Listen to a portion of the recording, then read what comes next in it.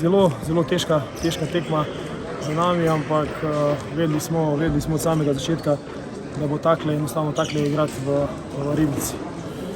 Rabili smo zmago na današnji tekmi, dali smo vse od sebe, na koncu smo imeli malo sreče, ampak mislim, da smo tisto srečo zaslužili v tem trenutku. Celo tekmo smo bili boljši, imeli smo še večjo razliko na samem koncu, ampak enostavno neke stvari niso šle po planu in smo enostavno tekmo pripeljali v egal. Nič, to je zelo mlada ekipa naša, dali so danes vse od sebe, to ekipo treba še naprej podpirati. Jaz vedno rečem, ne treba jim zamerati tiste stvari, tiste izgubljene tekme, sami jih treba podpirati, zato ko enostavno vrhunsko trenirajo, dajo vse od sebe, zdaj pa prihajamo v tem trenutku, da so ekipe v Ligi prvakov veliko močnejše od nas, zgubljamo veliko energije in na vsaki tekmi domačih prvenstev nas je manj. Enostavno danes nam je manjkalo veliko igralcev, morali smo se krpati, verjetno, da bomo v ponedeljek izgubili še kakega igralca, kar se tiče poškodbe, ampak nič, to je pred nami, je Liga prvakov, domače prvenstvo in mislim, da se ta ekipa bo dvignila naprej.